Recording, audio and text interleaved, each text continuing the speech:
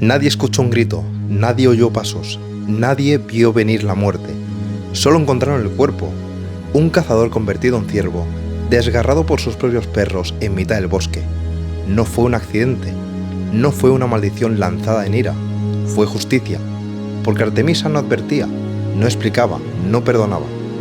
Mientras los hombres temían a la guerra y los dioses competían por poder y deseo, existía una fuerza más antigua que el Olimpo mismo, Artemisa.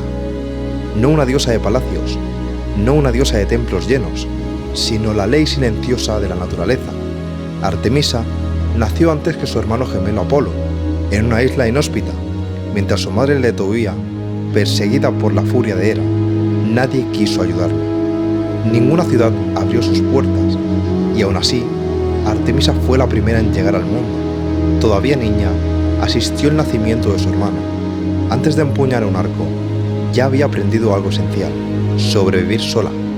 Cuando Zeus le ofreció regalos, Artemisa no pidió amor, no pidió poder, no pidió tronos, pidió no pertenecer a nadie, pidió los bosques, la noche y el arco, pidió vivir lejos de los hombres y más cerca de las bestias.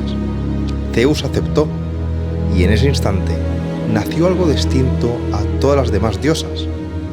No una reina, no una esposa, no una madre, sino una presencia que castigaba sin ruido y gobernaba sin ser vista.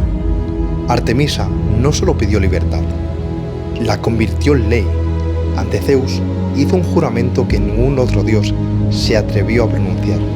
No sería esposa, no sería madre, no pertenecería a nadie. Su cuerpo no sería moneda, su voluntad no sería negociable.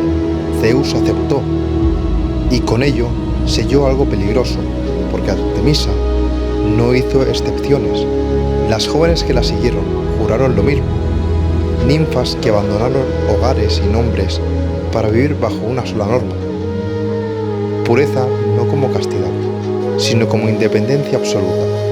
El bosque se convirtió en su templo, la noche en su aliada, el arco en su voz. Allí no gobernaban los hombres, allí no entraban los deseos ajenos, allí solo existía la ley de Artemisa, y quien la rompía no recibía advertencia, no había juicio, no había perdón, porque Artemisa no castigaba por ira, sino por equilibrio.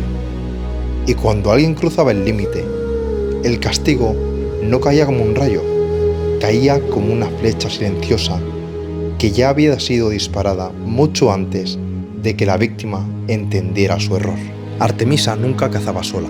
A su alrededor se movía una corte silenciosa, ninfas armadas, jóvenes que habían jurado no pertenecer a nadie, sombras que conocían cada sendero del bosque, no hablaban alto, no dejaban rastro, no fallaban. Cuando Artemisa caminaba entre los árboles, los animales no huían, observaban, porque ella no era su enemiga, era su guardiana. Protegía a las crías, castigaba a los cazadores que mataban por placer, defendía los límites invisibles que separan la supervivencia del abuso, y cuando tensaba el arco, no lo hacía por diversión. Cada flecha era una decisión. Dicen que podía correr más rápido que el viento, atravesar montañas sin dejar huella y desaparecer antes de que alguien pudiera pronunciar su nombre. Los hombres hablaban de ella en susurros, no como se hablaba de una diosa amable, sino como se habla de algo que es mejor no provocar, porque Artemisa no perseguía gloria, perseguía equilibrio. Y aquel que rompía ese equilibrio, ya fuera rey, cazador o héroe, aprendía demasiado tarde que en el bosque no mandan los más fuertes, mandan los que saben cuándo disparar. No fue un desafío, no fue una burla, ni siquiera fue una intención, fue un error. Acteón era un gran cazador, orgulloso de su destreza, seguro de que ningún animal escapaba a su lanza. Aquella mañana se internó en el bosque con sus perros, siguiendo un rastro que lo llevó demasiado lejos, hasta un lugar donde ningún mortal debía estar. Un claro oculto, un manantial sagrado, y en él estaba Artemisa. La diosa se bañaba rodeada de ninfas, libre, inviolable, ajena al mundo de los hombres. Cuando Acteón la vio, el tiempo se detuvo, no gritó, no se movió, pero sus ojos hicieron algo imperdonable, miraron. El silencio se volvió insoportable. Artemisa giró el rostro lentamente. No hubo vergüenza, no hubo piedad. Si puedes mirar a una diosa, dijo con voz fría, entonces vivirás como lo que miras. Con un gesto, el castigo cayó. Los huesos de Acteón se retorcieron, sus manos se alargaron en pezuñas, su voz se rompió en un bramido animal, se convirtió en ciervo. Desesperado huyó, pero el bosque ya no lo protegía. Sus propios perros, incapaces de reconocer a su amo, lo alcanzaron y lo destrozaron. Artemisa no intervino, no lo miró caer, porque para ella el castigo no era la muerte, era la lección. Desde entonces, los griegos entendieron algo esencial. Hay límites que no se cruzan, miradas que no se permiten, y la diosa que no perdona, ni siquiera el azar. En el reino de Artemisa, la inocencia no exime, y el error puede costarlo todo. Artemisa nunca quiso elegir, nunca dudó, nunca negoció.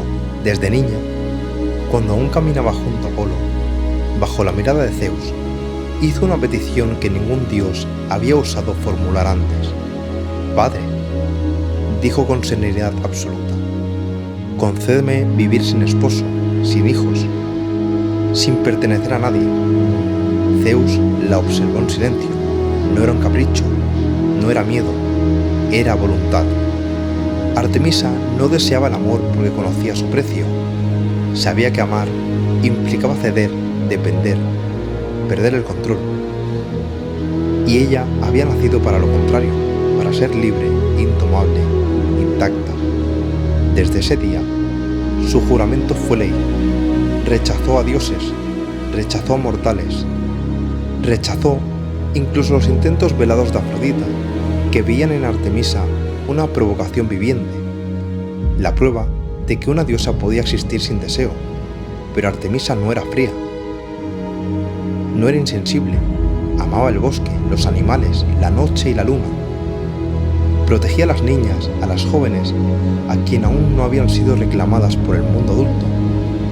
Y por eso, su furia era temida, porque Artemisa no castigaba por celos, castigaba por traición a su ley. Quien intentaba poseerla, moría. Quien intentaba someterla, desaparecía. Quien osaba romper su juramento, descubría que hay diosas que no existen para amar, sino para recordar que la libertad también puede ser sagrada.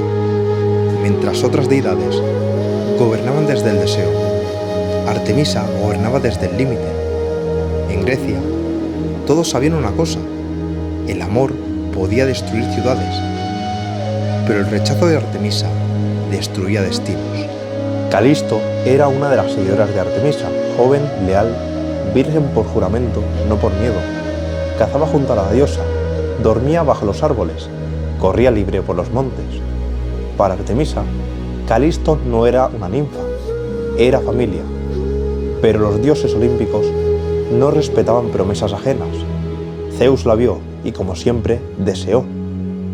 No se presentó como rey del Olimpo, no como un rayo ni un trueno. Se presentó como Artemisa, con su voz, con su rostro, con su confianza, y así, bajo engaño, Calisto fue poseída. Cuando su vientre empezó a crecer, el secreto se volvió imposible. Durante un baño en el río, Artemisa lo vio todo. El silencio fue absoluto. Calisto intentó hablar, intentó explicar, intentó llorar, pero Artemisa no escuchó. No porque fuera cruel, sino porque para ella solo existía una ley, el juramento. La diosa levantó la mano y Calisto fue transformada en osa. No hubo juicio, no hubo piedad, solo consecuencias. Convertida en bestia, Calisto huyó al bosque. Años después, su propio hijo, Arcas, estuvo a punto de matarla sin saber quién era. Zeus intervino en el último instante. no para salvarla realmente, sino para corregir su culpa. Madre e hijo fueron lanzados al cielo y convertidos en constelaciones, la Osa Mayor y la Osa Menor. Pero Artemisa nunca volvió a mirar al cielo del mismo modo, porque incluso una diosa puede equivocarse, y a veces la fidelidad absoluta es tan devastadora como la propia traición.